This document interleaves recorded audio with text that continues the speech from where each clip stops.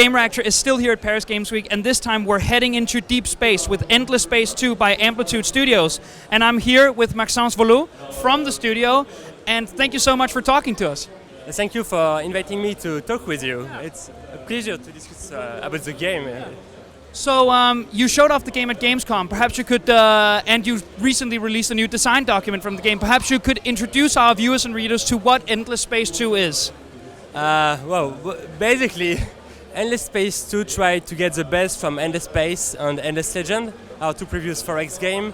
And in this episode of the series, we want to focus on the population and make it at the heart of the gameplay. Like, we want the player to feel like he's playing with a living empire, not just with numbers and abstract people.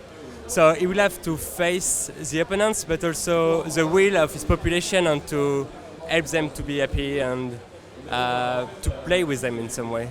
So in the original game, you could sort of create or sort of build your own entire universe that was sort of created for you. How do you expand on that in a sequel? How can you do you make it bigger, or do you refine what's already there? That's a tricky part, because you don't want to lose what works well in the first episode, and you don't want the player to be forced to learn everything again. So we try to find ideas to still expand on add new way to explore the universe, like the prop system that will allow you to explore the deep space in addition to cosmic lanes, etc. And we're implementing new game systems that I cannot talk about yet, but we're trying, yes, to basically go deeper in the mechanics we explored before. So one of the mechanics that was there before was exploration via the cosmic strings, which sort of decided for the player in which path to explore the universe. But now, as you just mentioned, you can use space probes to explore. Can you maybe elaborate a bit on what that means for the exploration of the game? Sure. So the idea is to keep this cosmic string to help the player to navigate simply beside nodes. And with the probes, we want the player to really wonder himself if there is something just next to his system in the nowhere. So the idea with the probes is it's an item you will build in your system, and that you will be able to send from your system to into a direction. And if it finds something, you will be notified, and then you'll be able to send your fleets to discover what's there. And so thanks to that, we'll be able to renew the exploration of the game by having systems that you cannot find at the beginning of the game, but when you reach advanced technology, and maybe you will be the first to discover an endless ruins or Auriga, the planet in Endless Legend or whatever. So with probes, we'll be able to divide the exploration in different ways. Like, do I want to use my fleet to follow the road that exists in space, or do I want to use the probes to try to discover some secrets? But I can also fail, because I'm never sure of what I will find by sending probes. So it's kind of a bet, you know. So another thing that you touched briefly upon was the introduction of more sort of political responses from the populations of the various colonies that you have. In the original, you could only sort of see whether or not they were happy or whether or not they were unhappy. But can you maybe tell us a bit more about what the political system means for the game? Yeah, sure. A document will be released soon on the forum, but I can briefly introduce you to it. The population will be attracted by some ideology by default, like the cravers, the warmongers will be militarists by default, while the sophons that are scientists will be scientists. And then, depending on the events occurring on the place where they live, or depending on the player's choice and actions over the course of the game, they will change their mind. And the belief of your population, what politics they are attracted to, will define your government. Every 40 turns, you will have an election occurring that will define the set of laws you can vote. And basically, the laws is how you can customize your empire through the entire game, and refine the strategy. So another key thing about not just Endless Space, but any game that has the same strategic depth as Endless Space has, one of the key things there is displaying the correct information to the player. And one of the things you've introduced here is something called amplified reality. Perhaps you could touch a bit upon what that means. What are the players supposed to use this information for?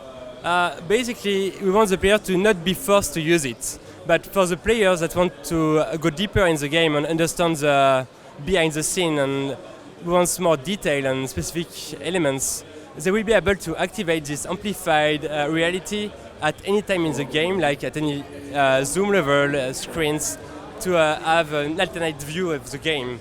So the idea is to give like sci-fi virtual world feeling, and we want to use that to have a really visual perception of data, not just arrays of numbers there and there, but really something visual like flowcharts, data viz, etc.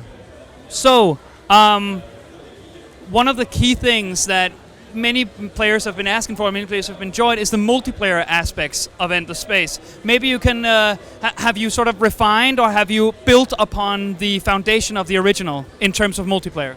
It's a bit early to know what we'll do exactly with that, but we focus a lot on multiplayer because that's something we appreciate a lot as developers. And with Endless Legend, we improved it already. So with Endless Space 2, we hope to go a bit further. Like we already thought of time modes, like to have a chess mode with limited time or stuff like that. But I cannot promise anything. You know, it's just ideas we're throwing up. And it's too early to give you concrete info, but what I can tell is there will be multiplayer, and we'll do what we can to make it the best experience possible for players. So now you mentioned that it's pretty early in development. Can you here, wrapping up, tell us, just give us a little flick of information on when players will be able to get their hands on Endless Space 2? I think the early access will be available next year when we'll be ready. So it's quite wide, you know, it could be in 5, 6, 7, 8, 9 months, but definitely we're aiming for next year for the early access. So we'll be able to involve them more deeply in the conception of the game.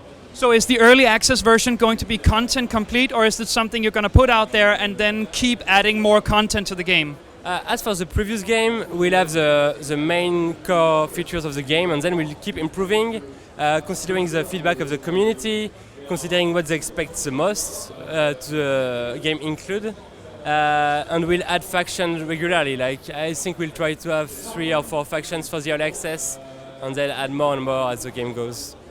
Thank you so much for talking to us.